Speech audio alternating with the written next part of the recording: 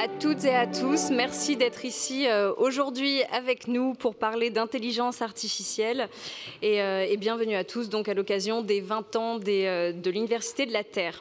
Alors, cette conversation sera principalement en français, mais il y aura des moments en anglais. Donc, il y a des casques que vous pouvez avoir pour la traduction. Je m'adresserai en anglais au moment des parties anglaises. Et nous avons aussi deux intervenantes qui vont nous rejoindre à l'écran très, très vite. Donc, merci d'être là. Je m'appelle Leslie Coutran, je suis réalisatrice, productrice, conférencière et journaliste à impact. Et j'ai l'honneur de modérer cette conversation avec vous aujourd'hui. Donc, cette table ronde intitulée « Qu'attendons-nous de l'AI pour nous sauver ?» Alors, cette question volontairement provocatrice nous invite à explorer notre rapport complexe à l'intelligence artificielle. Nous assistons aujourd'hui quasiment à une quasi-divination de la technologie, comme si nous lui conférions des pouvoirs de salut autrefois réservés aux dieux, puis aux rois, puis à la science, et puis certains leaders, comme on peut le voir actuellement. Cette tendance techno-solutionniste mérite pourtant d'être questionnée. Alors, les problèmes créés par nos systèmes socio-économiques et nos choix collectifs peuvent-ils réellement être résolus par une simple avancée technologique? Alors, l'intelligence artificielle pénètre aujourd'hui tous les aspects de notre société, entreprise, politique, éducation, sécurité, jusque dans notre intimité en nous matchant avec notre âme sœur potentielle ou en suivant nos battements de cœur avec nos montres et nos bagues. L'intelligence artificielle personnalise l'apprentissage, analyse des données humanitaires pour anticiper les crises, modélise le changement climatique et optimise les énergies renouvelables. En robotique, elle améliore l'automatisation et la reconnaissance faciale. Dans la logistique, la finance et la cybersécurité, elle optimise les processus, détecte les fraudes et nous protège des cyberattaques. Alors en santé, elle assiste au diagnostic médical, voire le révolutionne. Et dans les arts, elle génère même des œuvres originales. Mais cette omniprésence soulève une question fondamentale. En déléguant la résolution de nos crises à une technologie, ne risquons-nous pas une forme de déresponsabilisation collective ? Alors, pour répondre à cette question et à toutes ces problématiques, j'ai ici avec moi aujourd'hui plusieurs experts sur le sujet, dont Yann Arnaud. Yann, bonjour, merci d'être avec nous aujourd'hui, directeur réponse besoins sociétaires et innovation de la Massif. Nous avons aussi Irakli Kodeli, responsable de l'éthique de l'unité intelligence artificielle, secteur des sciences sociales et humaines de l'UNESCO. Nous avons aussi à côté de moi Marie Vorgan-Le Barzik, directrice de la transformation et du digital chez Aegis, et aussi François Tadei, président du Learning Planet Institute, ainsi que nos deux experts qui nous rejoignent en ligne. Alors, je ne sais pas si on va les voir à l'écran, mais nous avons avec nous aujourd'hui Alison Cohen, qui est responsable senior des projets intelligence artificielle appliquée chez Mila et aussi animatrice du podcast The World We Are Building, et José Poirier, gestionnaire de projet principal intelligence artificielle pour l'humanité. Alors je ne sais pas si nous avons nos intervenantes avec nous en stream. C'est plutôt un comble, on parle d'intelligence artificielle et on n'arrive pas à voir nos intervenantes en live qui sont au Québec avec nous. Mais je suis sûre que la régie... Ah, voilà. Bonjour. Bonjour et merci de participer depuis l'autre côté de l'Atlantique. Donc, cette table ronde s'articulera autour de 4 parties. La première partie examinera premièrement comment l'intelligence artificielle s'inscrit dans un contexte géopolitique mondial avec des questions d'accès, de développement et de contrôle de ces technologies qui dessinent potentiellement un nouvel équilibre des pouvoirs. Nous y explorerons les limites et les risques de l'intelligence artificielle. Dans la deuxième partie, nous explorerons comment l'intelligence artificielle peut servir la justice sociale, l'inclusivité, la transition écologique, l'éducation et la préservation de nos démocraties. Bonjour. Une autre intervenante apparaît à l'écran. Nous explorons avec nos intervenants des exemples concrets d'applications qui répondent aux défis contemporains. Et puis dans la troisième partie, nous réfléchirons aux principes éthiques nécessaires pour garantir que ces technologies puissent servir véritablement le bien commun plutôt que de simplement amplifier les logiques et inégalités déjà existantes. Et puis pour conclure, nous tenterons de répondre à cette fameuse question soulevée en introduction. Qu'attendons-nous véritablement de l'intelligence artificielle pour nous sauver? Est-ce raisonnable d'espérer qu'un outil façonné par notre propre système puisse transcender ce même système? Car si c'était le cas, ne risquerions-nous pas de perdre tout contrôle sur notre avenir collectif? Alors, avant d'explorer ce paradoxe et les questions de pouvoir qui en découlent, j'aimerais que nous puissions poser ensemble les bases. Alors, je suis sûre que parmi vous, dans l'audience, il y a des personnes qui travaillent quotidiennement avec l'intelligence artificielle, et puis d'autres qui sont plus curieuses, mais qui n'ont pas forcément l'habitude de manipuler ces systèmes, ou en tout cas qui ont peut-être moins de connaissances. Alors, l'intelligence artificielle, deux mots pour beaucoup de choses. Et j'aimerais donc adresser ma première question à Alison Cohen, qui est en direct avec nous du Québec, et de voir ensemble un petit peu qu'est-ce que l'intelligence artificielle et de quoi nous parlons aujourd'hui dans cette salle, dans cette table ronde. Alors Alison, pourriez-vous nous expliquer vraiment, qu'est-ce que l'intelligence artificielle et quelles formes d'intelligence artificielle principales seront au cœur de nos discussions aujourd'hui? Parfait, merci beaucoup. Bonjour et bienvenue. Vraiment content d'être ici.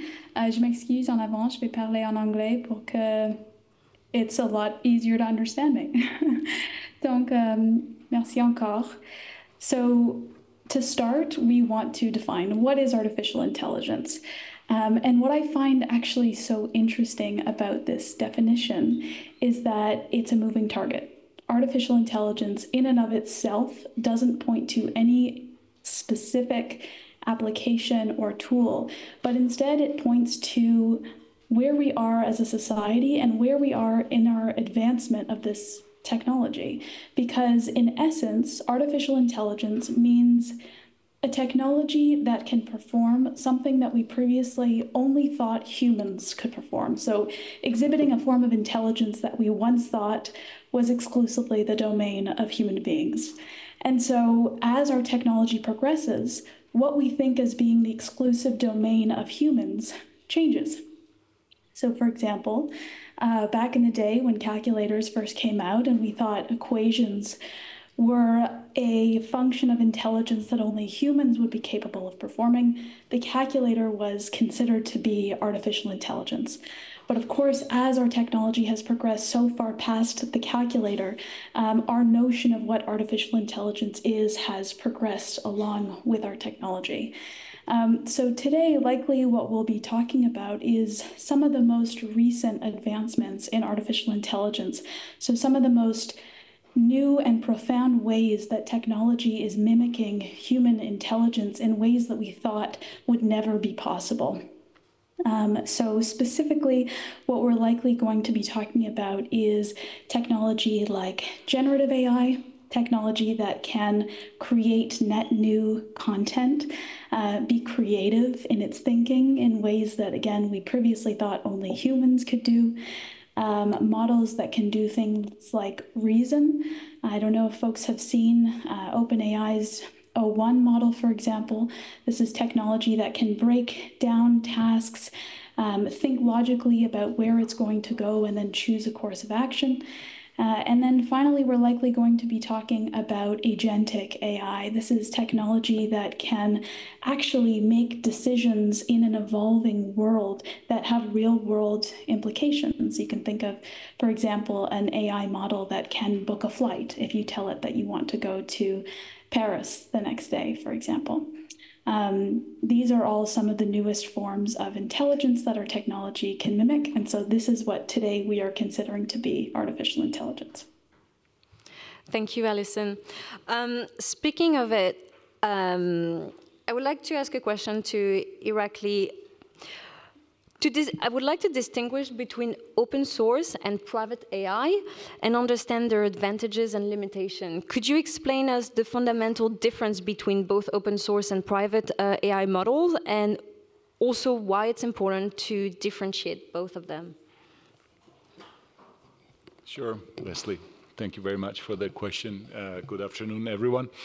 Real pleasure to be with you today.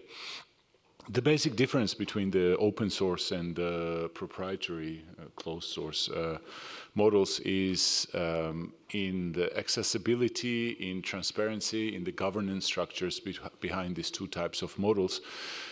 In the open source, as the name would imply, the architecture of the model, that is the code, the data, very importantly, and the weights, are open for anyone, for the public, to use, to modify, and to disseminate. And of course, it comes with its set of advantages and disadvantages. We can mention it briefly. And then, of course, on the other hand, you have a closed source, a proprietary data, where this architecture, again, the code, the algorithm that is powering this system, the data on which it is trained, and the ways are closed. They're not accessible. Here, the fundamental issues that distinguish these two models are transparency and auditability. So the open source models are considered to be more transparent because those that wish to understand how they work can audit them and understand if there are biases, why are there biases, looking into the data, looking into the algorithm. They also seem to promote more collaboration, the open source ones, collaboration and innovation, because entrepreneurs can really tap into this power and modify these systems to better fit their particular needs. And they also seem to promote accessibility and the idea of equity, that everybody can access them and modify to their needs. But there are, of course, problems as well, or the risks. I wouldn't say problems, but there are risks, and the risks include the potential of misuse. So very often the proprietary ones, let's also talk specifically about the examples. For instance, Meta's Llama 2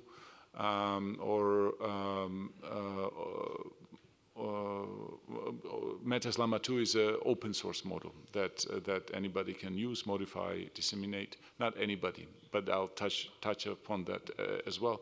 But the closed ones are ChatGPT, for instance, OpenAI's, which can be confusing. It's called OpenAI, but it's not really an open.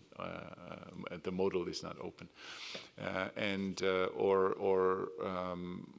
or Claude, for instance, or Gemini. These are proprietary ones, and proprietary ones are usually available through other applications and cannot. But they do contain in themselves certain safeguards to prevent malicious use, wrong use, problematic use of this large language models, which is good because we need safety as well.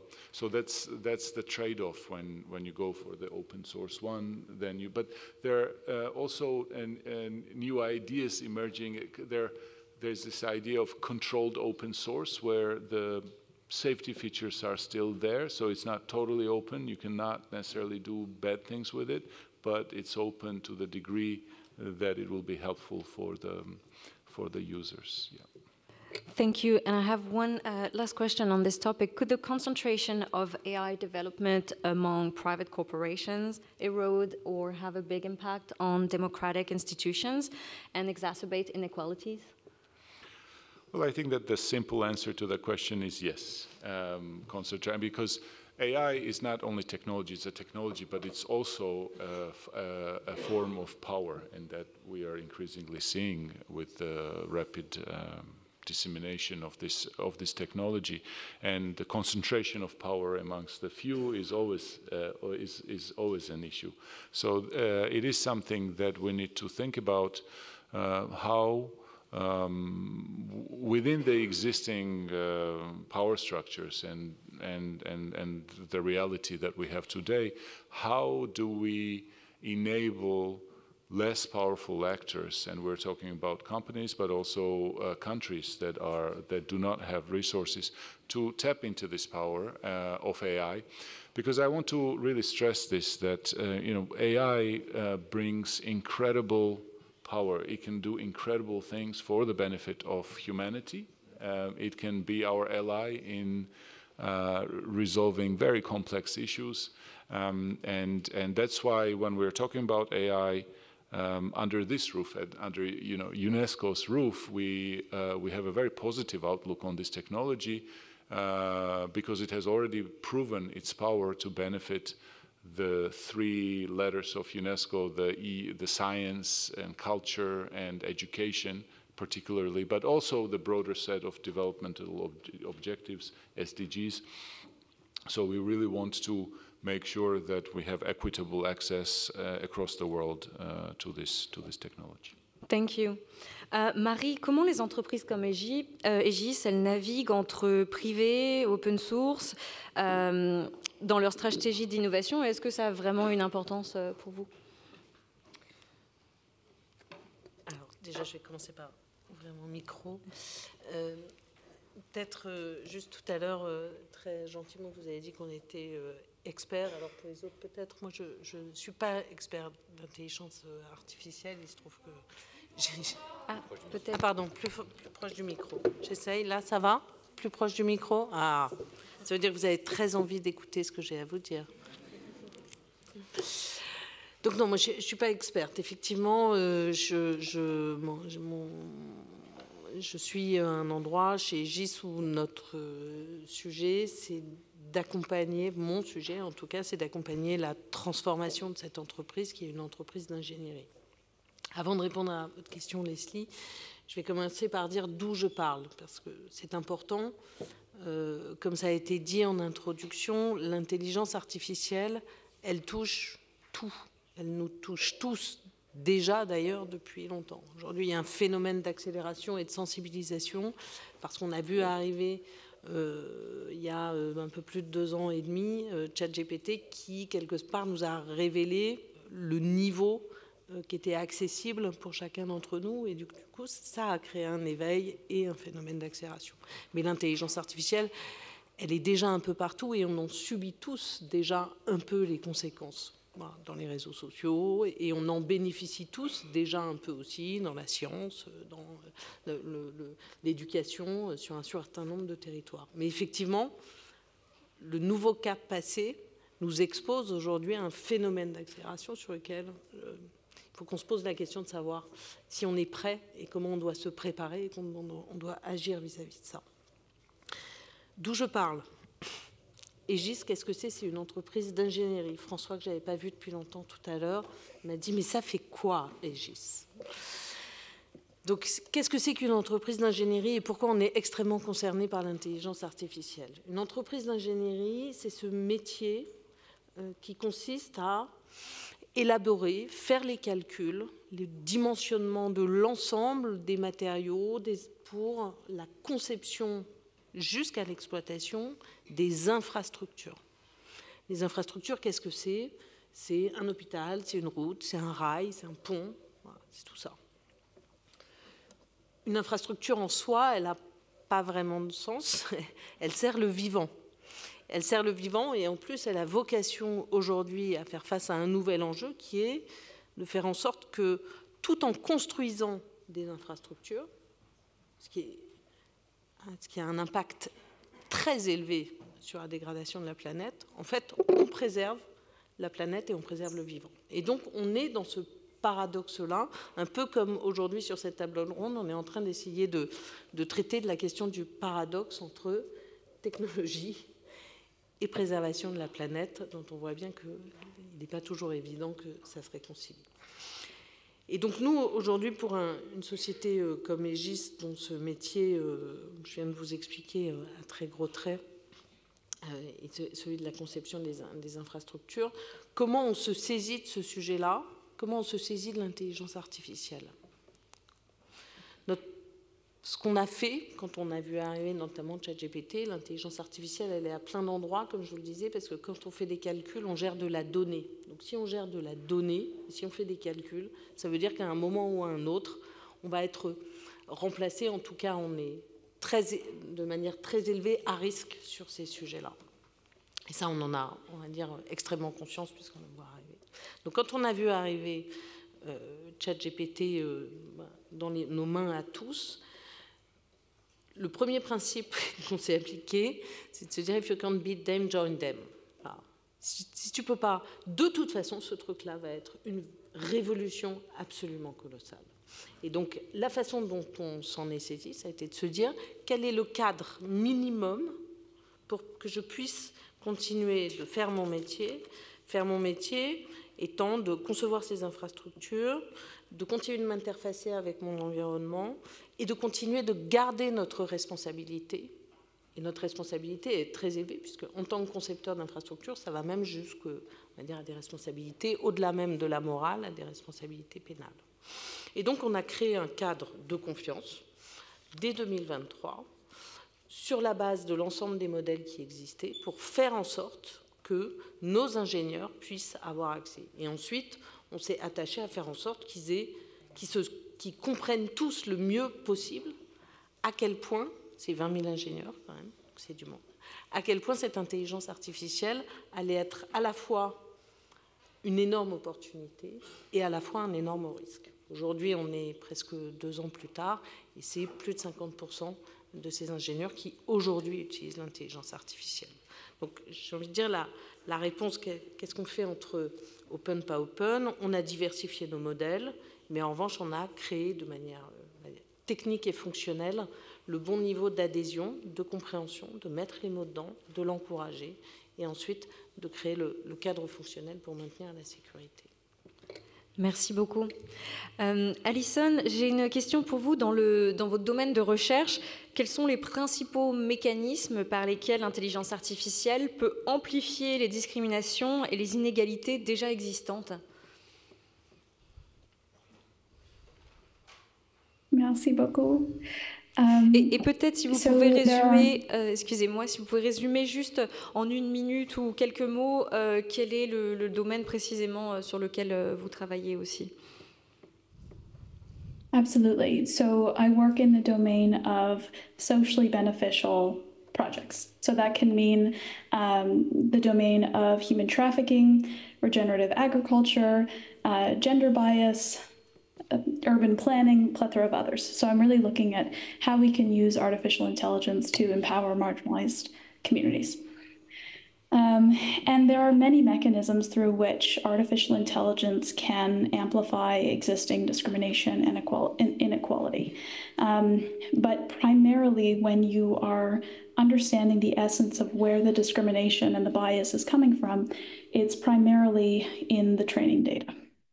So as we've been talking about, data is one of the key ingredients when developing artificial intelligence tools. AI develops a mental model about how the world works based on the data that it has collected. And there are 2 ways I see that AI models can learn biased or discriminatory conceptions about the world. One is in receiving extremely biased data, in learning, for example, you can imagine on highly right-wing news outlets, for example, the conception that it would have about civil liberties, for example, or bias or discrimination, it would be skewed in a particular direction.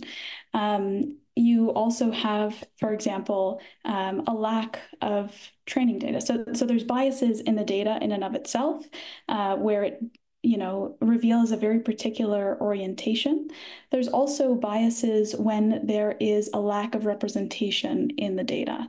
So, for example, if the data had very little examples of a particular demographic group, then it wouldn't work very well for that particular demographic group. So I'll give you more concrete examples.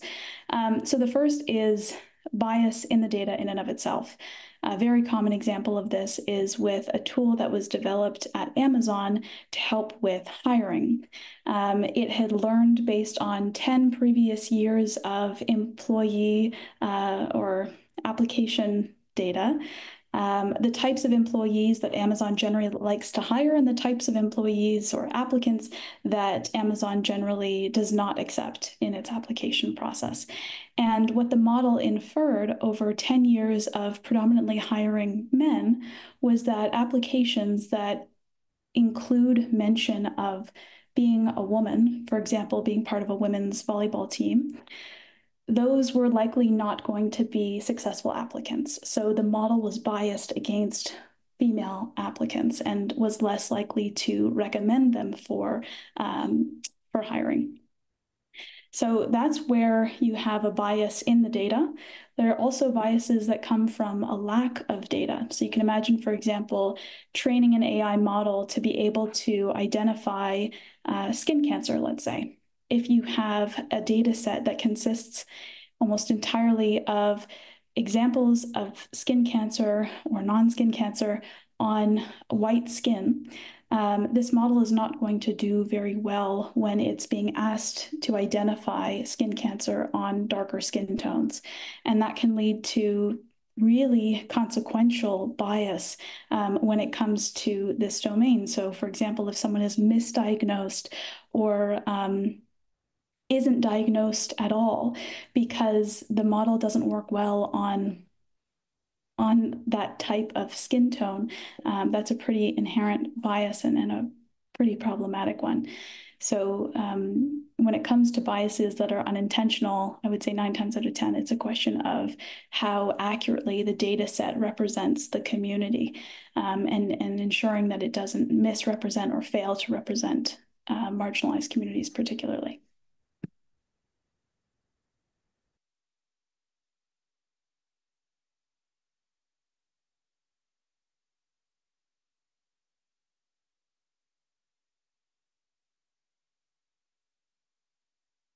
Thing is this, here we go. That was the streaming. Thank you so much, Alison. José, quels risques spécifiques l'intelligence artificielle pose-t-elle pour des questions climatiques et environnementales? Oui, bonjour et merci. Je suis ravie de faire partie de cette table ronde aujourd'hui. Alors, pour les questions environnementales, premièrement, je voudrais quand même contextualiser un petit peu et de dire, faire écho à ce qui a déjà été mentionné, mais les données, donc l'IA, n'existent pas dans un vide. Hein? C'est vraiment partie d'une société et donc, malgré cette espèce de divination, j'aime bien le terme, Leslie, de la technologie, malgré que ce soit des chiffres et des calculs mathématiques, les systèmes, comme Alison vient de le décrire, ne sont pas complètement objectifs non plus. Ils ont des humains qui sont les collecteurs de données, qui sont les modélisateurs, qui sont les personnes qui prennent des décisions basées sur ces entrants.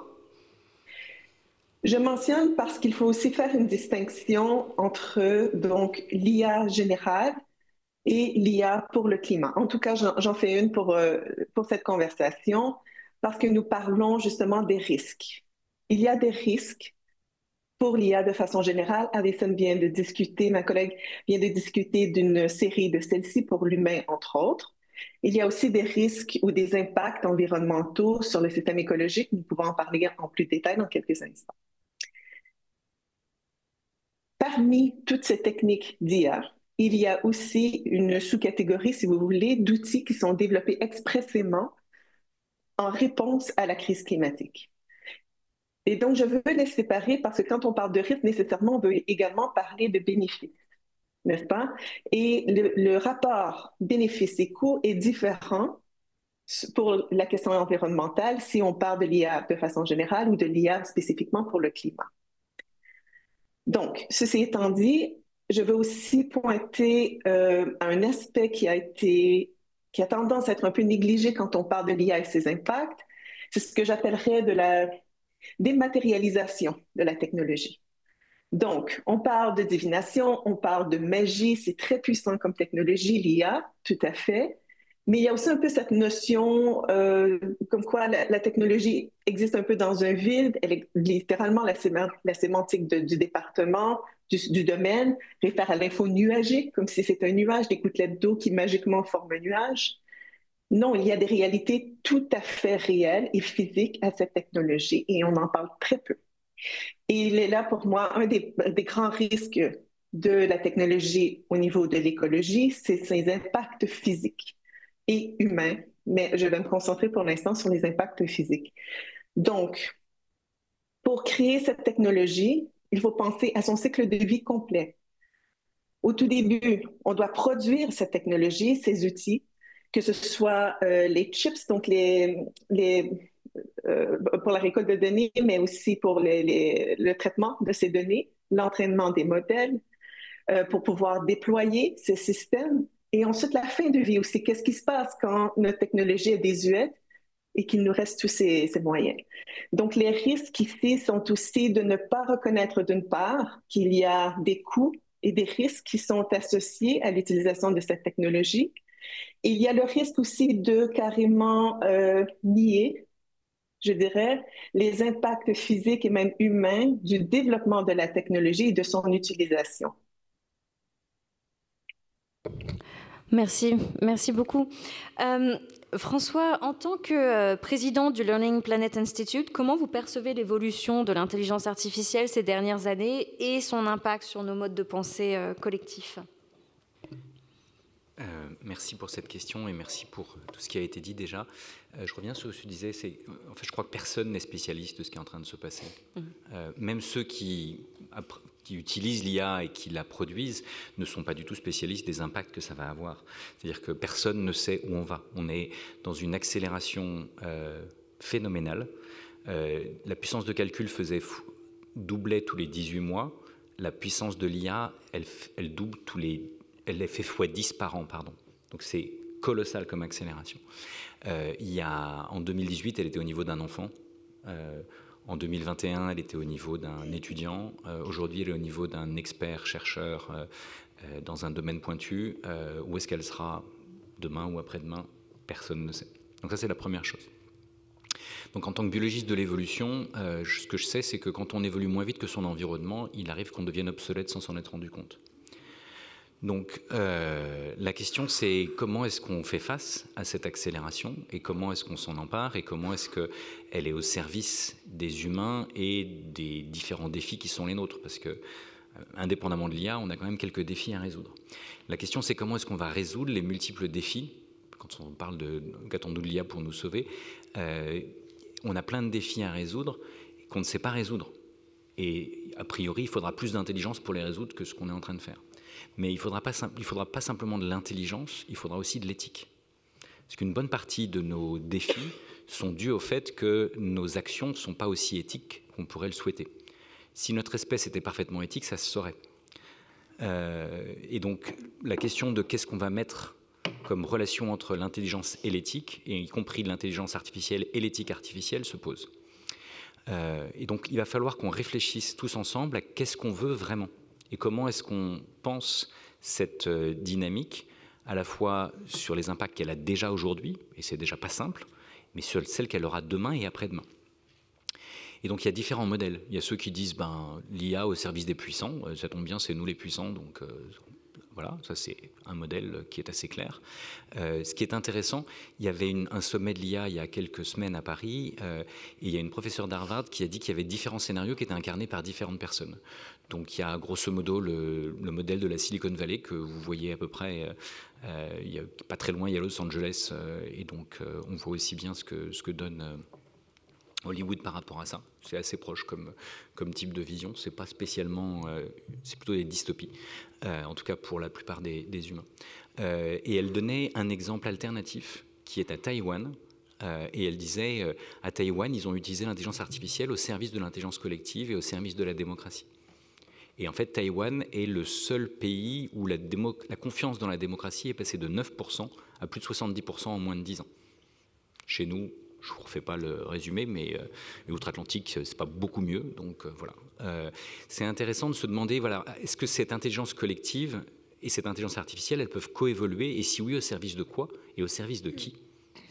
Alors ce qui est intéressant, c'est que les Nations Unies ont récemment, en septembre dernier, à l'Assemblée générale de l'ONU, voté un pacte du futur, dans lequel il est dit que l'IA devrait servir l'intérêt général.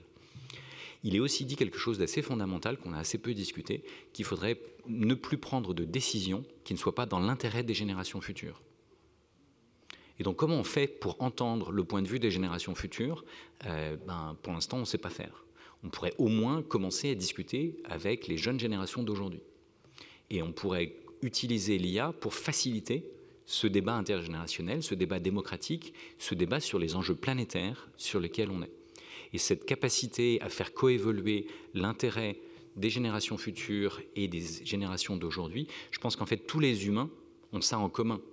On a tous une longue histoire commune, on est tous les enfants d'eux, et beaucoup d'entre nous sommes les parents ou les grands-parents d'eux. Et donc on a tous intérêt à ce que ça continue. Et donc comment est-ce qu'on co-construit dans cette logique-là, comment est-ce qu'on peut devenir de ce qu'on appelle des bons ancêtres, c'est-à-dire des gens qui pensent leur impact. Traditionnellement, un bon ancêtre, c'est quelqu'un qui plante une graine pour faire pousser un arbre dont il ne verra pas l'ombre. Mais il a quand même agi ainsi. Donc qu'est-ce qu'un bâtisseur de cathédrale? Celui qui a pensé le plan, il n'a pas vu la fin de Notre-Dame parce qu'il a fallu plus d'un siècle pour la construire. Donc comment est-ce qu'on construit pour les générations futures? Il y a plein de traditions ancestrales qui font ça, et c'est à nous d'inventer ça et de l'inventer avec nos enfants et nos petits-enfants. Merci. Merci beaucoup François. Et d'ailleurs, ce à quoi vous avez fait une allusion, c'est le cathedral thinking, qui est un concept de regarder comme à l'époque, quand on construisait une cathédrale, la plupart des personnes qui étaient impliquées dans la construction savaient qu'elles ne verraient pas le résultat de leur vivant.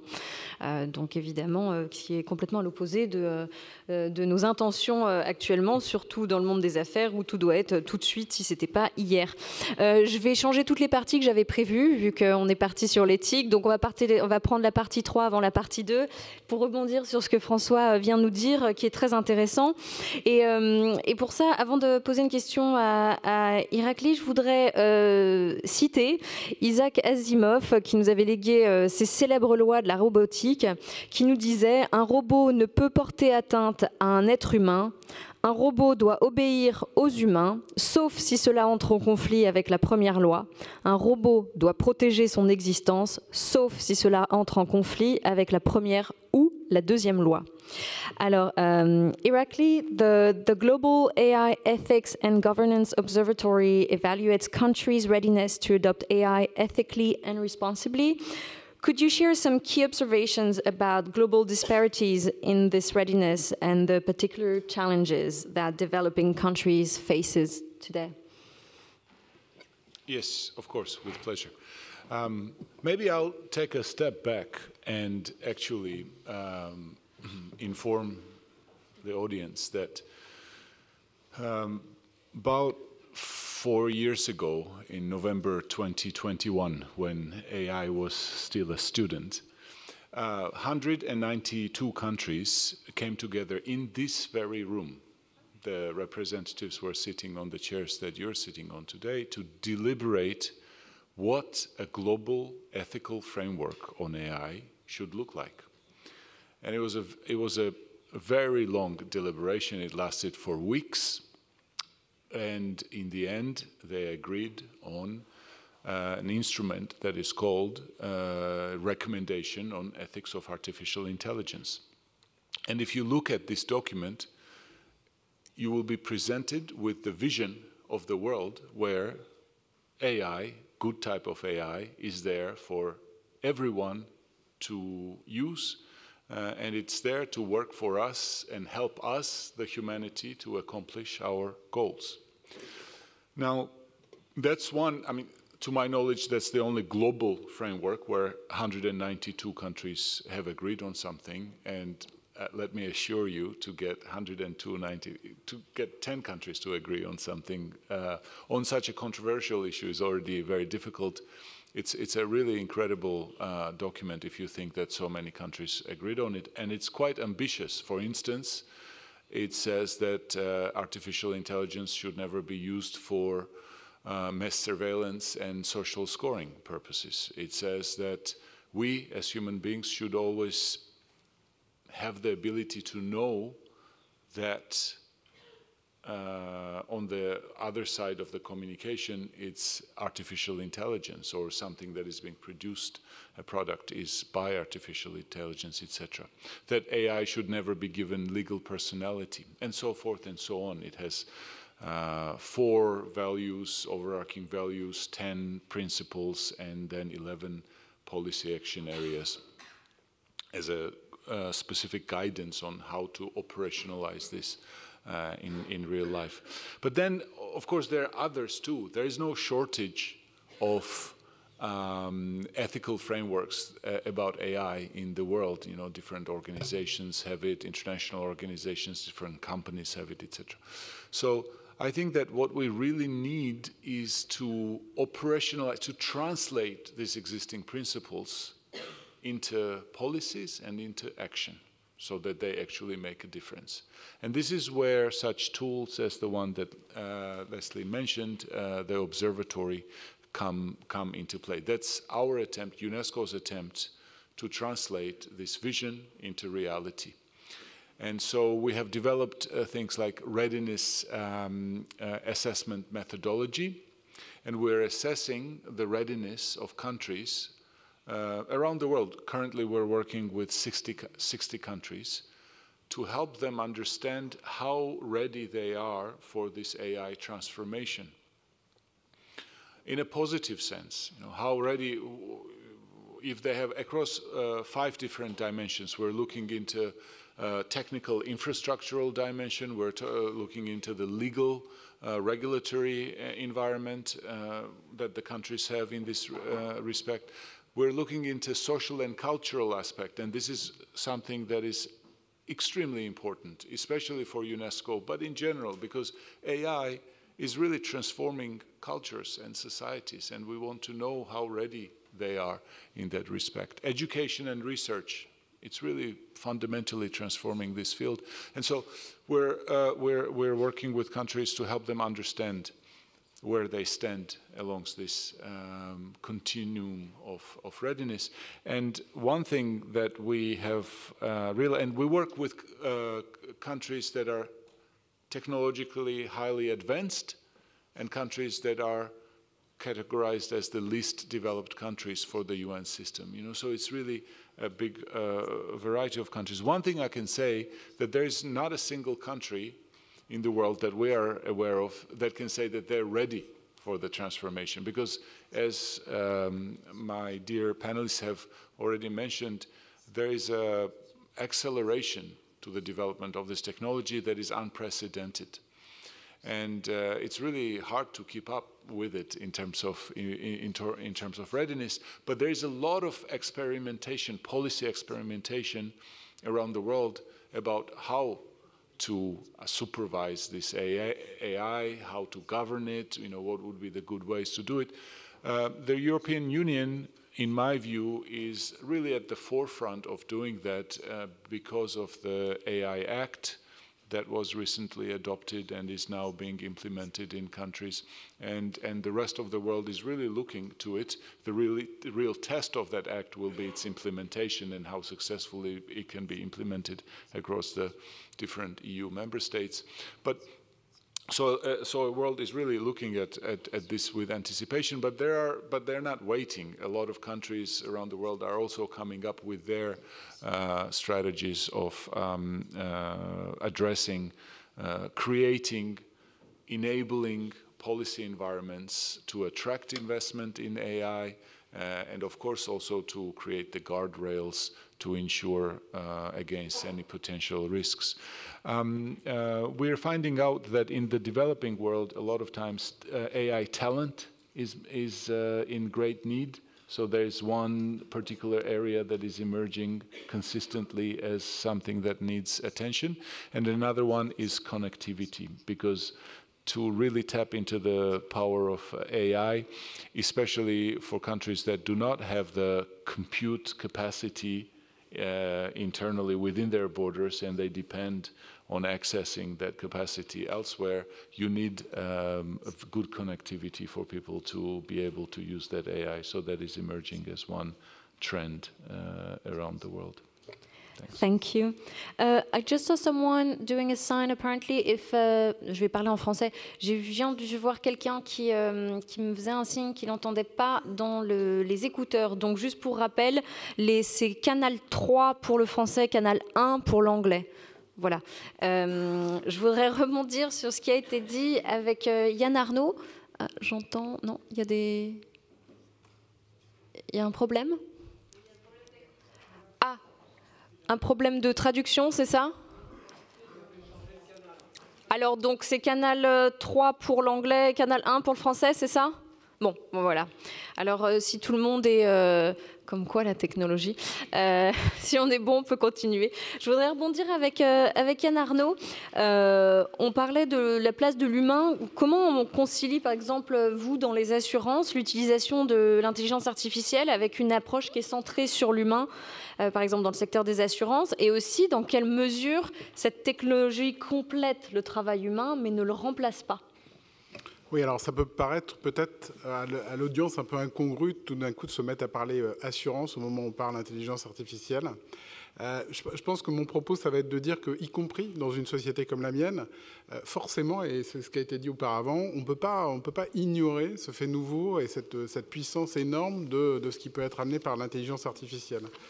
Et donc, globalement, moi, ce que je voudrais rappeler, pour ceux qui ne connaissent pas forcément la Massif, c'est que c'est à la fois un assureur et un mutualiste. Ça veut dire qu'on a une double identité qui est d'exercer le mieux possible notre boulot d'assureur, je vous en parlerai, et puis surtout d'avoir un impact sur la société qui a un impact positif. Alors vous ne voyez pas toujours, mais on est impliqué dans beaucoup de choses, dont cette Université de la Terre, parce qu'encore une fois, on croit qu'en tant que société économique, on a aussi une deuxième chose, c'est de faire en sorte, dans l'inclusion, dans un certain nombre de choses auxquelles on croit, de pouvoir avoir une action positive. Et on ne peut pas dire ça d'un côté, sur tout ce qu'on a fait jusqu'à présent, sans se dire, et l'intelligence artificielle, on va faire n'importe quoi avec en interne. Donc en fait, à la Massif, en fait, quand on a vu arriver cet outil extrêmement puissant qui était l'intelligence artificielle, on s'est dit, il y a plein de potentialités qui sont extrêmement intéressantes. Il y a plein de choses qu'on ne sait pas faire, d'accord, qu'on pourra peut-être faire beaucoup mieux demain avec l'intelligence artificielle. Par contre, si on commence à s'asseoir en haut du toboggan et à se laisser descendre, ça veut dire qu'à un moment ou à un autre, on risque quand même d'être dans une situation qui ne nous plaira pas. Qu'est-ce que je veux dire par là? C'est de dire, en fait, on n'a pas voulu commencer par les cas d'usage. Ça a beaucoup été le cas, et c'est toujours un petit peu le cas dans quelle que soit l'industrie, de dire, on va pouvoir avoir de l'analyse de texte, on va pouvoir avoir du conversationnel, on peut avoir du chatbot, etc. Donc, essayons ça. Nous, évidemment, on a regardé les potentialités, mais on a commencé par poser quelque chose qui était un manifeste, en fait, qui a été travaillé. Alors, on a la chance d'avoir une gouvernance où nos sociétaires sont représentés. Mes patrons sont les représentants des sociétaires.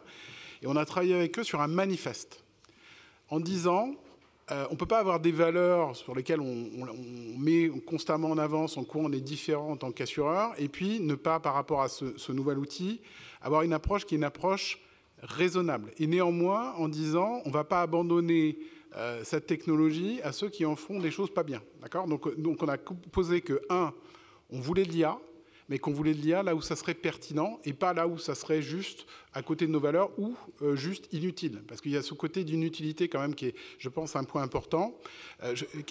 José disait tout à l'heure un point qui est fondamental dans la réflexion qu'on a sur l'IA, c'est de dire c'est pas une industrie légère, c'est pas du cloud comme on nous fait penser, c'est de l'industrie super lourde. L'armement à côté, c'est de la rigolade. Les data centers, etc., c'est de l'industrie qui est extrêmement lourde. Donc, si à un moment, on utilise l'IA pour faire des trucs qui n'ont aucun sens, ça veut dire que derrière, on va quand même avoir un impact sur la planète qui va être absolument énorme sans s'en apercevoir. Et c'est un petit peu le souci aujourd'hui, c'est qu'on ne s'aperçoit pas certains disent des externalités négatives, disons plutôt des conséquences directes sur la vie de nos enfants, qu'à l'IA dans son utilisation. Donc, on a posé ce manifeste, on a travaillé dessus, et finalement, juste pour vous en dire un petit peu l'un des éléments qui est très bateau, mais en même temps extrêmement important, c'est qu'on a dit que chez nous, quand on travaillerait sur l'IA, quand on aura un sujet candidat, et on ne va pas se refuser de regarder les choses, on se poserait des questions. Et qui est ce « on » ? Tous les gens de la chaîne. Ça veut dire que ce n'est pas parce que moi, qui suis à la gouvernance de la Massif, je vais décider qu'on va utiliser là, que tous les gens qui sont autour devront se dire « Ah bah oui, bah alors du coup, on y va et on travaille sur le sujet ». Chacun devrait être en responsabilité de se dire « Il y a un biais, on pourrait faire autrement ». On pourrait faire moins cher, on pourrait faire avec moins d'impact. Donc finalement, ce qu'on a posé dans ce manifeste, c'est que si on veut bien l'utiliser, l'IA, dans une entreprise, encore une fois, il ne faut pas en faire soit un marqueur, d'accord, de modernité, de tout un tas de choses. Et il ne faut pas non plus le faire en se disant, il y a une décision qui a été prise, on ne va pas la questionner. Il faut, encore une fois, parce qu'on est un collectif qui doit fonctionner comme ça, se dire, à tous les moments, il y a des questions à se poser. Et donc, ça veut dire qu'à un moment, on peut se dire, oui, peut-être là, c'est très intelligent, là, ça n'a aucun intérêt. Donc, ce manifeste, il pose là. Quel avantage ça? Ça veut dire que désormais, tout le monde, chez nous, est en sécurité. Les gens qui sont chargés, donc notre gouvernance politique, de vérifier qu'on fait bien les choses éthiquement, savent qu'à un moment, si on a un doute, on viendra les voir. Parce que c'est inscrit, encore une fois, dans la manière dont on veut fonctionner. Les gens qui, quelquefois, vont travailler à apprendre à l'IA pour tel ou tel usage des choses, vont savoir qu'à un moment, ils ne sont pas seuls, d'accord? Et que s'ils ont un doute, ils vont pouvoir l'exprimer, on va pouvoir en discuter, etc. Et on va pouvoir se dire, on poursuit ou on s'arrête. Bon. Et donc finalement, ce cadre-là, je pense que toutes les entreprises, et la Massif n'est qu'un exemple, hein, voilà, mais toutes les entreprises, à un moment, devront se dire qu'est-ce que je veux faire de l'IA, d'accord? Moi, ce que je continue à penser, je suis peut-être assez naïf, c'est de dire que l'IA, c'est un outil qui est extrêmement puissant, mais ça reste un outil. Il faut faire attention quand même quand on dit ça, parce que souvent on se dit, un outil, ça se contrôle. Pas toujours. Moi, je suis en tant qu'assureur, pour le coup, je sais qu'une voiture trop puissante donnée à quelqu'un qui ne sait pas l'utiliser, ça va dans un mur, ça tue des gens. Donc, la notion d'outil, elle est intéressante dans le sens où il faut garder le contrôle, d'accord? C'est extrêmement important. Mais on a des analogies. Le nucléaire, on est tous contents quand on allume quand on presse le bouton, que la lumière s'allume. Mais on sait aussi que ça fait des bombes. Donc c'est un petit peu la même chose. C'est-à-dire qu'en fait, c'est ni bon ni mauvais, c'est ce qu'on en fera. Et c'est pour ça que je rejoins ce qui a été dit auparavant en disant on n'est pas des experts, il faut faire très attention parce que ça évolue. Oui, il faudra qu'on soit vigilant à partir de maintenant sur les développements de l'IA, parce qu'on ne sait pas à quoi ça va ressembler. Tous les gens qui vous disent ça sera comme ça, vous mentent. D'accord ? Et donc, il faudra qu'on soit extrêmement vigilant. C'est pour ça qu'on a posé, si je voulais être un peu provocateur, on a posé ce manifeste à la Massif qui est tout sauf une charte. Parce qu'une charte, ça s'arrête. Un manifeste, ça vit dans le temps. Ça pose des principes qui sont re-questionnés. D'une certaine manière, si je voulais être provocateur, je dirais c'est l'exact contraire de l'AI Act, qui pose un cadre sur un truc qui a déjà bougé. Vous savez très bien que l'AI Act, entre le moment des débuts des discussions et la fin, il y a eu l'IA générative. Ça rentrait mal, hein. On a bien vu qu'à la fin, l'AI Act, il avait quand même un peu de mal à se poser. Bon, on doit faire la même chose. Alors, je vais aller, pour terminer, sur finalement, où est-ce que nous, en tant qu'assureurs, on peut utiliser l'IA dans plein de domaines. Notamment, d'accord, parce que effectivement, notre risque, d'accord, est en train d'évoluer. Tout le monde le sait. On en parle depuis 2 jours ici. Le climat, d'accord, fait qu'il y a tout un tas de choses qui sont en train de changer. La crainte des gens, c'est que les assureurs, par exemple, utilisent mal l'IA pour sélectionner du risque, pour gérer les tarifs, pour faire des choses comme ça. Moi, je vous le dis, vous n'êtes pas obligé de me croire, ça n'a aucun intérêt. Ça ne marchera jamais. D'accord ? Pourquoi ? Parce qu'il y a des faits sur lesquels je ne vais pas rentrer en détail, techniques, qui font que de toute façon, ce n'est pas là où on peut mieux l'utiliser. Par contre, utiliser l'IA dans la prévention, utiliser l'IA dans vérifier qu'un risque n'est pas en train de se développer, ou de mesurer à l'avance la conséquence du risque qui quelquefois a commencé sur une tempête, etc., où va venir, d'accord, pour finalement mieux se préparer, mieux anticiper, trouver des solutions immédiates, réelles, ça pour un assureur, c'est extrêmement important. Donc globalement, il y a tout un tas de choses. Et puis il y a des choses où nous, spécifiquement Massif, on veut travailler, d'accord, c'est dans l'inclusivité que ça peut nous apporter. Je vous donne juste un exemple, vous le savez très bien, c'est ces fameuses petites lignes que tout le monde critique dans les contrats, c'est l'incompréhensible d'un contrat d'assurance. Bon, demain, peut-être que l'IA, d'accord, peut parler avec les mots du consommateur, peut même parler avec son niveau de langage, pour lui expliquer ce pourquoi il est couvert et, globalement, quelle est la limite de sa couverture. Et donc, ça veut dire que si demain, l'IA nous aide à faire tout un tas de choses, on parle souvent d'inclusivité. La première inclusivité, c'est aujourd'hui, dans tous les pays d'Europe, il y a des gens dont la langue maternelle, la première langue dont ils ont parlé, n'est pas la langue du pays dans lequel ils sont. Moi, j'aimerais bien, par exemple, que mes conditions générales d'assurance demain soient compréhensibles pour quelqu'un qui vient d'Iran. Et c'est possible avec de l'IA. La prévention, c'est possible avec de l'IA. Donc, vous voyez que nous, en fait, le sentiment qu'on a par rapport à cette IA, c'est qu'il y a énormément de choses qu'on ne pouvait pas faire auparavant, qu'on pourra faire demain. Il y a juste un truc, c'est qu'il faut maîtriser la puissance. Et donc, on s'efforce de trouver les moyens de maîtriser la puissance. Merci. Je voudrais revenir sur l'équité sociale et avec Alison. Alison, quels principes recommanderiez-vous pour développer une intelligence artificielle qui serve activement à l'équité sociale plutôt que de reproduire les inégalités? Great question. So, for me, there's a level, with all of our projects, we have to reflect on, okay, well, why is it that a nonprofit AI Research Institute is the right organization to be developing these kinds of projects? Because as you can all see, there's plenty of AI companies out there that are really pushing the needle forward very quickly on a number of applications of artificial intelligence. So why is it us that gets to work on whatever project we've decided to work on? And the answer to that question, 9 times out of 10, is that, well, industry is not going to make a profit off of this application of artificial intelligence. And so it's not going to exist but for the fact that we are going to be working on it. And this, for me, is why the narrative around AI as just being a tool can actually be a little bit harmful. Because being a tool implies that all that matters is how you use it. AI is not inherently good or bad. It exists, and we can apply it in every realm. But AI needs to be built. AI needs to be built for a number of applications, and we need to build it for applications that are socially beneficial. And unfortunately, the market is not building those kinds of tools. And so the philosophy that we take when we decide which types of tools we want to build, which types of tools are not being built out there in industry that we think will have a really beneficial impact, we often take on the philosophy of a very prominent thinker whose name is Sasha Costanza-Chock, who talks a lot about a concept called design justice.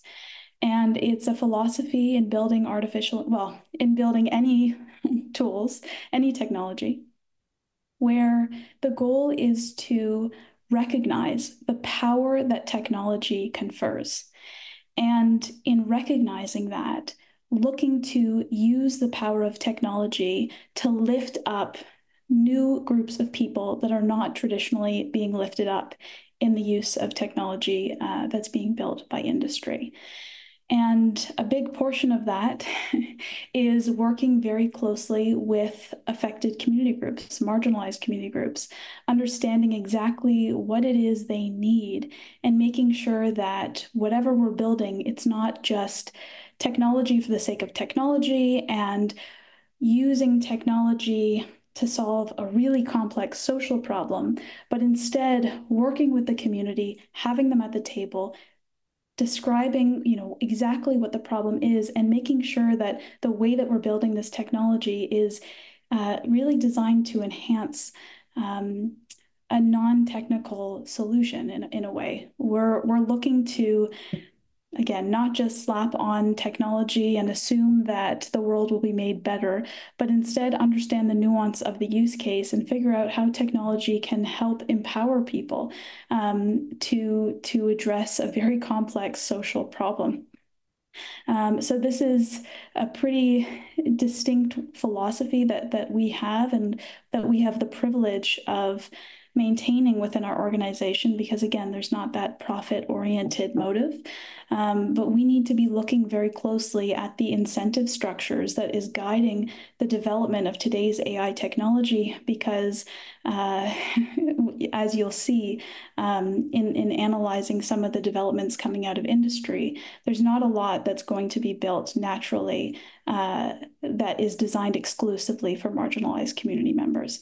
So we've needed to be very intentional about our collaboration with them, and then we've had to design structures internally within our groups that makes it so that marginalized community members are really elevated, are equals on the project, have decision-making power, and that the way that we build these tools are evaluated by them and success is defined according to that reference point. Merci Alison. Je voudrais parler un petit peu du changement climatique avec José, parce qu'on est en train de découvrir comment ça peut être utilisé de manière plus bénéfique. José, comment ces outils technologiques s'intègrent-ils dans une vision plus globale de la transition écologique ? Et aussi, est-ce qu'il y a des applications qui sont prometteuses aujourd'hui ? Si vous avez des exemples à partager avec nous. Volontiers. Tout à fait. Déjà, je pense qu'il faut prendre un pas de recul. Je fais écho déjà à ce qui a déjà été discuté, c'est-à-dire, vous mentionnez, premièrement, il n'y a pas d'inévitabilité à l'utilisation de l'IA. C'est un outil en soi. On a l'option, il faut se réclamer de ce droit et de cette possibilité de dire oui ou non, je veux utiliser cet outil. Je mentionne dans un contexte un peu d'utilisation sélective de l'IA. On pourrait en parler de décroissance, mais le terme a un peu de connotation que je préfère éviter. L'IA est très puissante, très prometteuse. On doit aussi avoir des conversations sur les utilisations qui en sont plus bénéfiques que néfastes, bien sûr, et qui sont nécessaires. On a des choix à faire et on peut les faire. Donc, dans une vision plus globale, on doit aussi penser nécessairement aux implications au-delà du technosolutionnisme. Donc, on a un outil où on peut parler l'équivalent d'un marteau. Est-ce qu'on cherche des clous? Ou plutôt, nous sommes dans une crise climatique dans ce cas-ci. Quels sont les problèmes les plus urgents, les plus sévères et les plus pointus ou difficiles à résoudre, déjà qui ont été identifiés par les experts, par les communautés, par les décideurs? Et ensuite, faire un tri pour dire ces problèmes. Est-ce que l'IA est un outil qui soit bienveillant, bien adapté pour aider, sinon à les résoudre, au moins de contribuer à la résolution de ces problèmes? Et je crois qu'il y a aussi donc cette dimension qui est souvent un peu négligée. On a un peu de fatalisme parce que l'IA a été tellement vantée aussi, n'est-ce pas? Elle continue à l'être, elle est très bien vendue. Donc, il est tout à fait vrai qu'elle a le potentiel, mais on doit aussi avoir cet esprit critique sur l'utilisation, les endroits où on choisit de le faire. Donc, je crois qu'il y a cette dimension de recul un peu pour être plus sélectif dans son utilisation, pour qu'elle ait un impact plus pointu et pour minimiser ses impacts négatifs. En termes d'application prometteuse, oui, il y en a beaucoup, et vous me pardonnerez que je peux m'enthousiasmer en parlant de certains projets avec lesquels je suis associée, mais étant donné le temps un peu contraint de cette discussion, je voudrais peut-être mentionner quelques dimensions à considérer ou qui affectent justement la promesse d'une application en IA. La première, évidemment, c'est le domaine lui-même du climat. Donc, est-ce qu'on parle de l'énergie? Est-ce qu'on de la gestion de l'énergie? Est-ce qu'on parle du suivi et de la préservation, la conservation de la faune, de la flore? Certains domaines sont simplement plus aptes ou adaptés à l'utilisation de l'IA. Et l'IA, c'est très gros. Donc, certains domaines à l'intérieur de l'IA sont mieux adaptés pour certains types de problèmes également. Il faut le reconnaître. Il faut aussi penser, je dirais, encore une fois, à la promesse, si vous voulez, ou à l'impact potentiel du problème auquel on se penche, sur lequel on se penche. Donc, si le problème ou le besoin qu'on ressent pour régler ou aborder, en tout cas, les problématiques climatiques, encore faut-il que ce soit des problèmes qui ont vraiment de l'importance. Si on veut faire des avancées dans notre réponse et dans l'action climatique, on doit aussi être sélectif et stratégique sur les problèmes sur lesquels on se penche. Donc, ceux qui, encore une fois, sont les plus urgents et qui pourraient offrir une plus grande aide à ceux qui sont sur le terrain, entre autres. Autrement, il y a aussi, donc, on a parlé de la pertinence et de la nature plutôt adéquate de l'IA. Donc, s'il y a des problèmes, par exemple, ou des besoins qui penchent sur ou qui demandent à mettre à l'échelle des opérations qui sont hautement répétitives. Voilà, par exemple, l'apprentissage automatique est hyper adapté pour ce type de besoin et donc on peut le faire avec beaucoup de biais. Mais donc la promesse de l'IA est aussi dépendante sur la nature du problème à résoudre.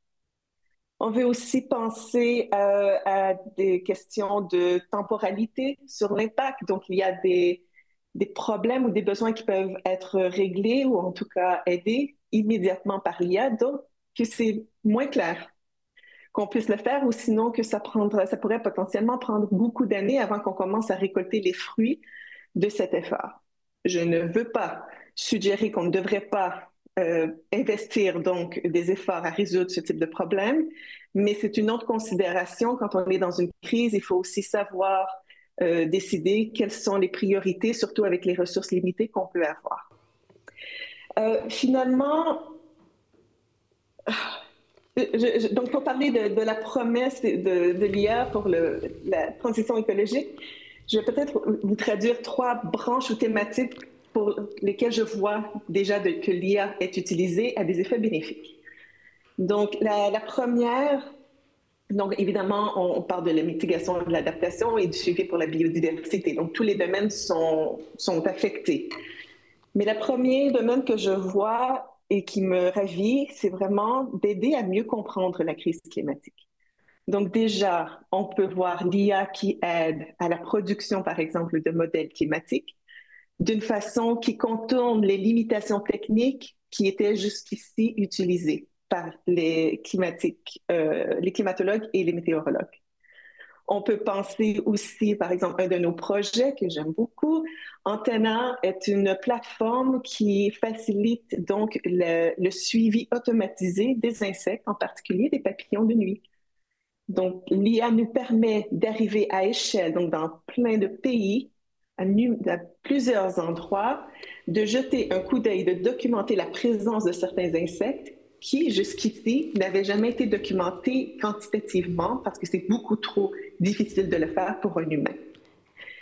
Par exemple, dans une de nos localisations, on parle de quoi? 25% des insectes qu'on a observés qui n'avaient jamais été observés. Et donc, on sort un peu d'une période de grande noirceur pour vraiment de la documentation qui n'avait pas été jusqu'à présent possible, mais que l'IA rend possible. Merci José, on va juste prendre un dernier exemple et on va devoir avancer, je m'excuse. Non, je vous en prie. Donc, mieux comprendre est vraiment une des thématiques qu'on voit qui est bien utilisée pour l'IA. Il y a aussi la conservation. J'ai mentionné donc le suivi, le monitoring de la faune et de la flore. Mais on peut aussi commencer à préserver ou protéger les vies et donc la biodiversité. On a fait allusion plutôt à des alertes précoces. Donc, quand il y a un choc climatique qui survient, on peut établir des déclencheurs, mieux les voir venir, établir des déclencheurs et donc déclencher une réponse anticipatoire.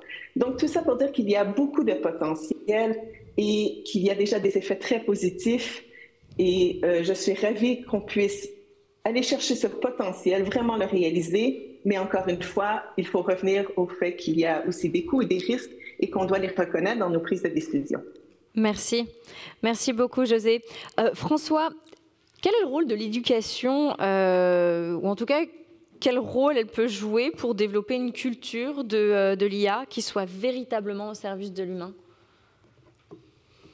Très belle question. Juste pour parler d'où on parle, en ce moment, le ministre de l'Enseignement supérieur m'a demandé une mission sur IA et enseignement supérieur, donc j'essaie de réfléchir en particulier à ces dimensions-là. Comment est-ce que l'éducation peut nous aider à penser l'IA, mais comment l'IA peut aussi nous aider à penser l'éducation. Je pense qu'il y a besoin de faire les deux à la fois. Il faut à la fois apprendre à coder, mais il faut être sûr que c'est pas... Le code va nous être imposé, c'est-à-dire que c'est nous qui sommes au contrôle de la machine et pas l'inverse. Il faut aussi, on peut apprendre grâce à l'IA. Et je ne sais pas si vous avez des enfants ou des petits-enfants, mais il y en a beaucoup qui utilisent déjà, ils sont plus de 90% à utiliser ce genre d'outils, éventuellement pour faire leurs devoirs. Ce qui a été fait de manière assez intéressante, c'est que maintenant, il y a des profs qui utilisent l'IA pour faire cours, et puis il y a des élèves qui utilisent l'IA pour passer les cours. Donc bientôt, on va pouvoir faire autre chose, les uns et les autres, puisque la machine parle à la machine, donc on va pouvoir se demander en fait pourquoi est-ce qu'on est là, et qu'est-ce qu'on a envie de faire ensemble qu'on ne pourrait pas faire autrement. Ce qui est intéressant, c'est que si la seule chose que vous apprenez à faire à l'école ou à l'université, c'est des choses que la machine fait mieux que vous, la probabilité que vous trouviez un boulot dans un marché du travail où l'IA va être omniprésente est assez faible. Donc il faut de toutes les manières repenser en fait pourquoi est-ce qu'on va à l'école et qu'est-ce qu'on y apprend et pourquoi est-ce qu'on apprend à faire des choses. Donc ce sur quoi on essaie de travailler, c'est la chose suivante. il y a beaucoup de défis, on a tous des défis personnels, on a des défis collectifs, on a même des défis planétaires pour lesquels on n'a pas la solution. Si individuellement et collectivement on peut apprendre à prendre soin de soi, des autres et de la planète et apprendre à résoudre ces défis, on n'aura pas perdu notre temps. Et donc ce qui compte, c'est d'être assez fondamentalement, le défi de l'école aujourd'hui, c'est de devenir une école des défis. C'est de créer les conditions où on apprend à faire ensemble des choses qu'on ne saurait pas faire seul et où on apprend à faire des choses qui nous sont utiles et qui seront utiles aussi pour le monde de demain. Donc au lieu d'être en compétition sur les savoirs d'hier, est-ce qu'on peut apprendre à coopérer sur les problèmes d'aujourd'hui pour inventer le monde de demain ? Est-ce qu'on peut être dans une logique où, au lieu d'être dans l'hyper-compétition, à vouloir être le meilleur de la classe, voire le meilleur du monde, on peut être là pour devenir le meilleur pour le monde ou la meilleure pour le monde. Et donc, est-ce qu'on peut travailler sur ces valeurs et sur cette capacité à faire ça? Donc, on travaille beaucoup avec... dans la logique que je décrivais tout à l'heure du pacte du futur. On est en train de signer un partenariat ce mois-ci avec l'Université des Nations Unies pour faire de la recherche sur comment est-ce qu'on peut co-construire le monde de demain avec les jeunes générations. Comment est-ce qu'on peut former les jeunes et les moins jeunes à travailler de manière intergénérationnelle dans cette co-construction du monde de demain, et comment est-ce qu'on peut arriver à faire des recommandations de politique publique pour faire ça. Et donc, ce qu'on essaie de faire aujourd'hui, par exemple, c'est de créer une académie planétaire, une Learning Planet Academy, une académie qui peut être co-construite avec les jeunes, qui peut s'appuyer sur la technologie, qui peut évidemment être fondée sur la science et qui peut être accessible à tous et à toutes pour justement apprendre à résoudre ces problèmes. Et c'est une académie dans laquelle on peut comprendre quelles sont ces problématiques planétaires, on peut comprendre ce qu'on appelle des biens communs planétaires, la qualité de l'air, la qualité du climat, la qualité de la biodiversité ou des océans, et on peut apprendre ce que c'est que la qualité des biens communs intellectuels, l'éducation, la science, la démocratie, la qualité du débat et de l'information, et puis les biens communs digitaux, typiquement Wikipédia, Internet, les logiciels open source dont on a beaucoup parlé. Tout ça, c'est des biens communs. Comment est-ce qu'on peut non seulement apprendre à se nourrir de ces biens communs, mais on peut apprendre aussi à nourrir ces biens communs? Comment est-ce qu'on peut apprendre à, par exemple, écrire du logiciel open source? Comment est-ce qu'on peut apprendre à éditer une page sur Wikipédia ou même Wikidia, qui est la version pour les enfants? Comment est-ce qu'on peut apprendre à faire ensemble des choses qu'on ne saurait pas faire seul? Comment est-ce qu'on peut apprendre à créer les conditions de l'avenir simultanément? Et donc, à ce moment-là, si l'IA peut être au service de cette intelligence collective, je vais vous donner un exemple particulier. Il y a de plus en plus de conventions citoyennes. Vous avez probablement entendu parler des conventions citoyennes sur le climat ou sur la fin de vie. C'est 150 personnes qu'on a éduquées, et ça prend du temps, de l'argent et des ressources. Je reviens sur Taïwan 30 secondes. Là-bas, ils ont fait des conventions citoyennes avec 100 000 personnes. Ce n'est pas qu'ils aient mis 1000 fois plus d'argent, c'est qu'ils ont utilisé la technologie intelligemment. Et donc, ils ont fait des conventions citoyennes rendues possibles par l'intelligence artificielle. Ils ont pu demander l'avis de toutes et tous. Ils ont pu résumer ces avis et ils ont pu faire une synthèse qui a nourri les décisions publiques. Et c'est comme ça qu'ils ont restauré la confiance dans la démocratie. Eh bien ça, on peut le faire à Taïwan, on peut le faire à Paris, on peut le faire sur la France, on peut le faire sur l'Europe, on peut le faire sur toute la planète. On peut créer les conditions de débat démocratique de comment est-ce qu'on veut choisir un avenir commun sur cette planète qu'on a en commun. Parce que si on ne fait pas ce genre de choses, alors on va soit nous imposer les solutions, soit on n'aura pas de solution du tout à nos problèmes planétaires. Et donc on voit bien qu'on a besoin d'inventer ce genre de choses. Et ça tombe bien parce qu'il y a des exercices pédagogiques qu'on peut faire. Je ne sais pas si vos enfants ou vous-même l'avez déjà fait. Il y a des choses qu'on appelle Model UN qui sont des simulations des Nations Unies.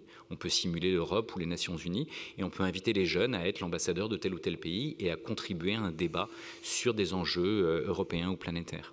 Et bien quand on fait ce genre de choses, aujourd'hui on peut l'augmenter par l'IA. Et donc les jeunes apprennent énormément quand ils débattent, comme ceux qui sont dans les conventions citoyennes apprennent énormément. Et si on peut démocratiser cet accès, si tout le monde peut apprendre à débattre des sujets planétaires de manière aussi constructive que possible, ça peut éviter une bonne partie de l'hyperpolarisation, à la fois au niveau politique local, mais aussi au niveau géopolitique. Et vous voyez bien l'ensemble des crises auxquelles on est confronté, il va falloir inventer de nouvelles solutions. Puisque ce qu'on sait très bien à l'UNESCO, qui est né après la Deuxième Guerre mondiale, c'est que quand il n'y avait pas de gouvernance mondiale, on a eu la Première Guerre mondiale. Quand on a eu une mauvaise gouvernance mondiale, on a eu la Deuxième Guerre mondiale.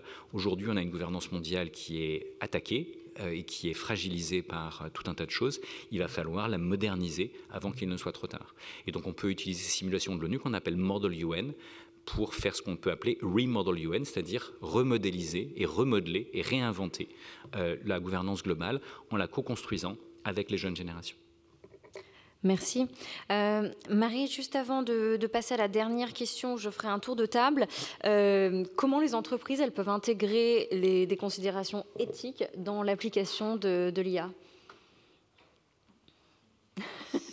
Alors la responsabilité de fixer tous les problèmes. Waouh.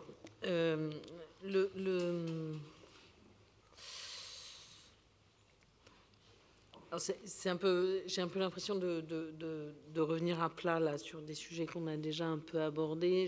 J'ai entendu beaucoup de choses là dans les différentes interventions.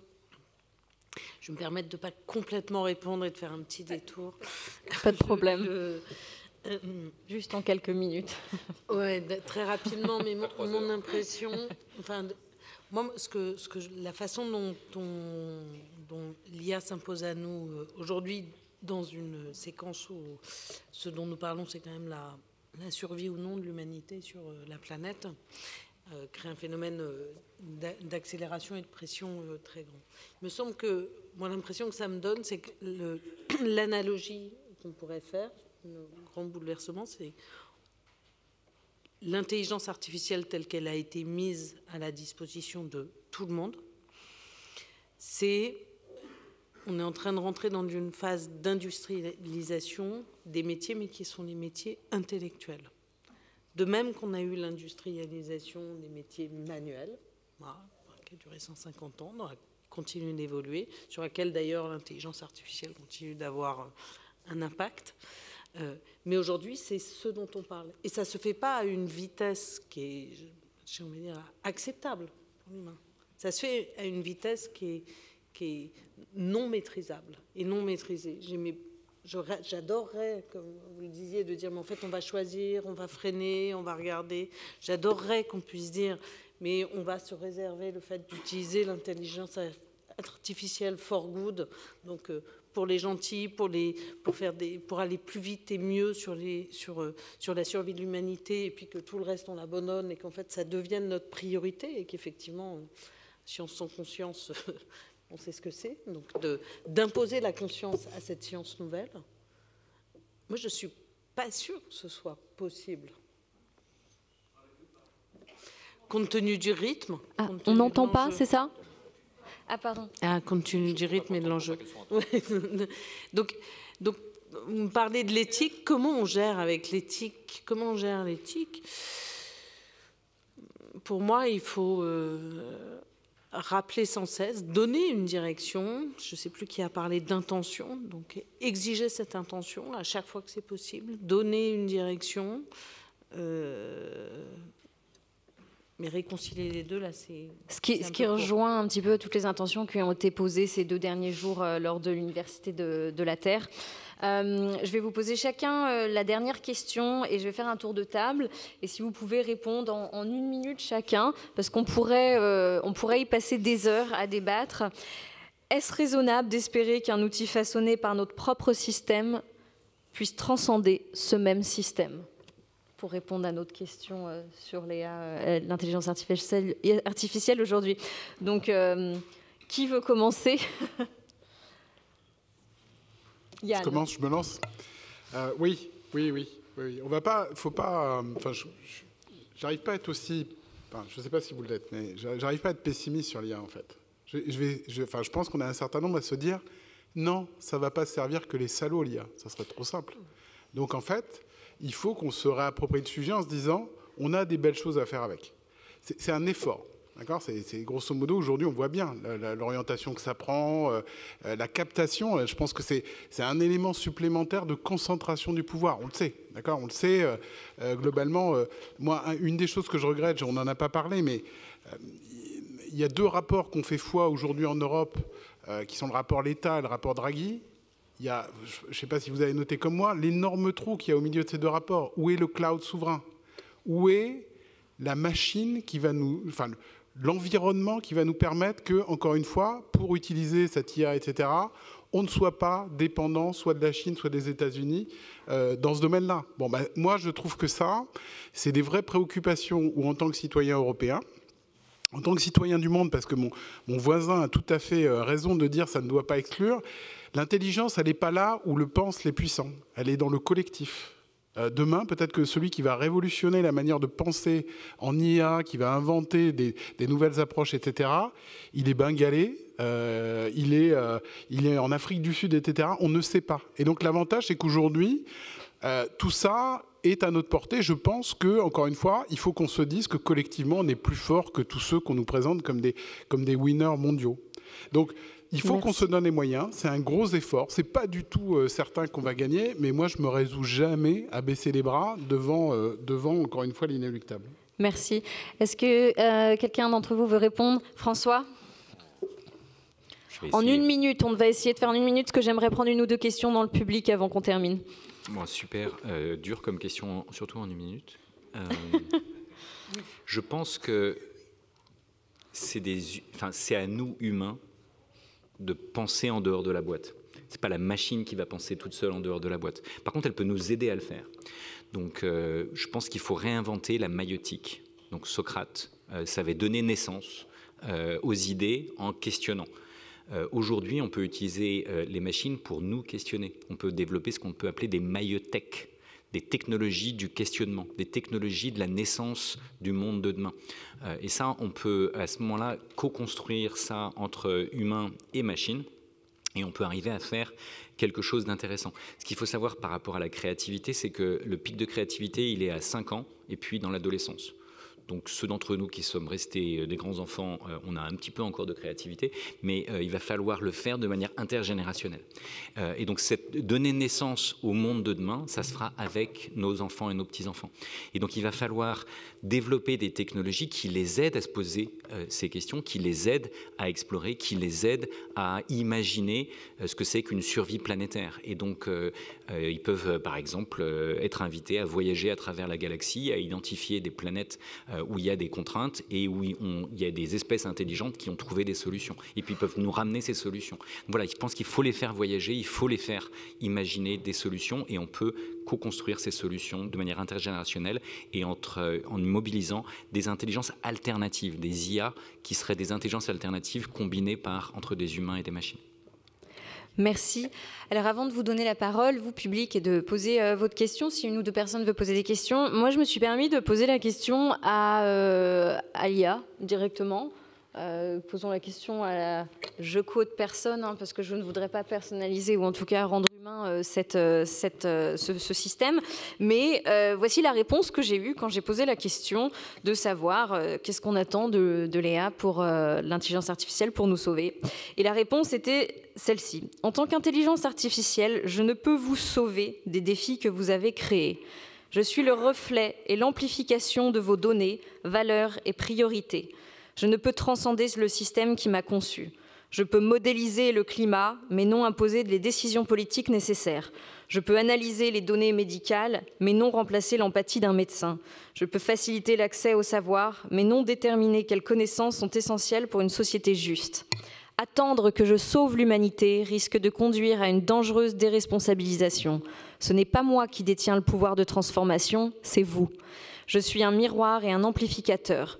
Utilisé pour des objectifs justes et durables, je contribuerai à ces aspirations.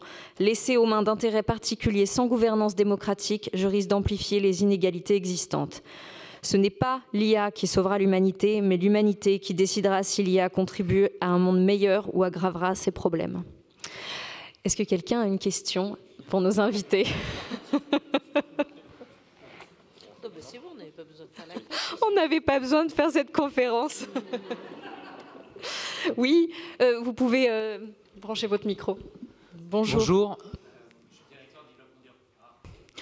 Bonjour, je suis directeur développement durable dans un cabinet de conseil spécialisé dans la data et j'ai eu à travailler sur ces sujets. Ma question est pour M. Tadei et M. Caudelli.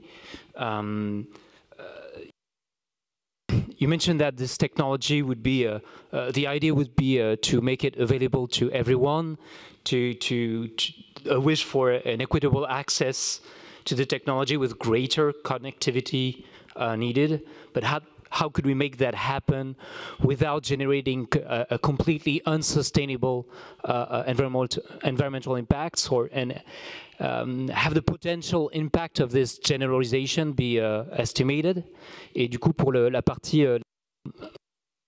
désolé, de la plateforme démocratique pour Taïwan, je pense que, est-ce que justement les impacts, si on le met à disposition dans tous les États et qu'on se met à le faire à très très grande échelle comme ça, puisqu'on a ce cas de Taïwan qui est un pays de 23 millions d'habitants, est-ce qu'on a évalué les impacts de ça et on saurait dire ce que ça voudrait dire de généraliser? Alors, qui veut répondre en premier?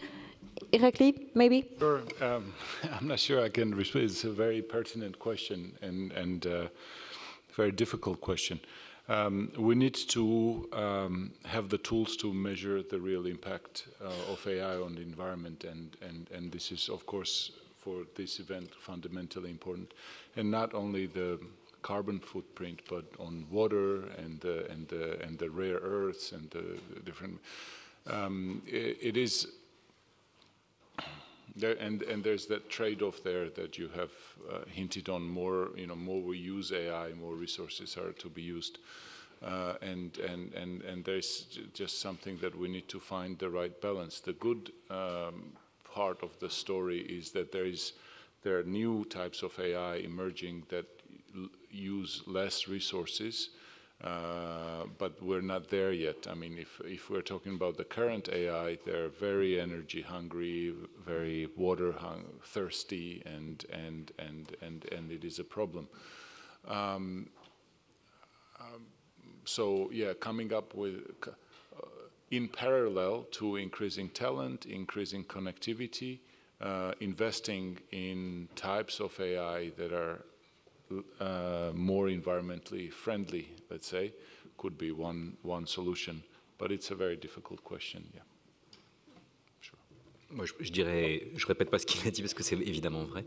Ce qui est vrai, c'est que les coûts, en fait, il y a très peu d'utilisation de l'IA au service de la démocratie par rapport à l'utilisation de l'IA au service de la publicité ou au service de tout un tas de choses qui ne sont pas spécialement utiles et qui sont pas spécialement et qui ont des impacts très négatifs sur les nouvelles générations, etc. Donc je pense que ce coût-là, en fait, mais si on paye ce coût pour la démocratie, alors on peut commencer à diminuer les autres coûts. Parce qu'on peut décider, par exemple, qu'on ne veut pas autant de pubs. On peut décider qu'on ne peut pas produire des produits addictifs qui ont été pensés pour générer toujours plus de consommation et d'hyperconsommation.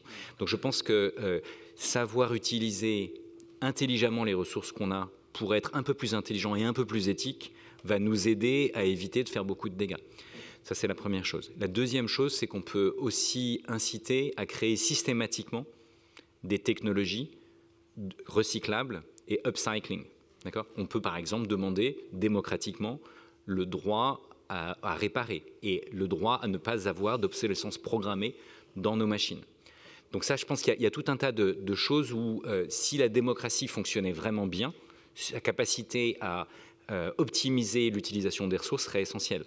On peut utiliser la technologie, par exemple, pour développer une capacité à s'interroger sur nos besoins profonds, et pas ceux artificiellement générés par la pub, nos ressources personnelles et comment on peut les faire évoluer, les besoins et les ressources de notre communauté, les besoins et les ressources de la planète. Et on peut optimiser notre capacité à trouver du sens en mettant nos ressources au service de notre communauté et de la planète et en trouvant des réponses à nos besoins dans notre communauté. Et c'est ça qu'on est en train d'essayer de faire, c'est d'arriver à optimiser l'utilisation des quelques ressources que l'on a pour répondre à un maximum de besoins des humains d'aujourd'hui et de demain, tout en prenant en compte évidemment l'environnement.